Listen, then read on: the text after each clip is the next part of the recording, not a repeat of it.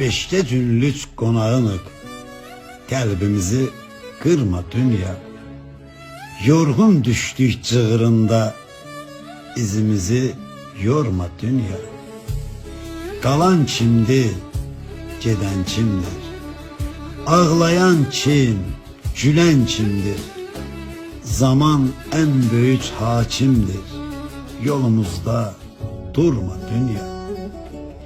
Əlenirik narın narın, saçımıza yağır qarın. Vəfası yok dostum yarın, halımızı sorma dünya. Gah doluruq, boşalırıq, gündən günə yol alırıq. Vədə yetir, qocalırıq, boynumuzu vurma dünya. Sahil sakin çekilirdir ayaklar, coşan dalga kayaları kucaklar.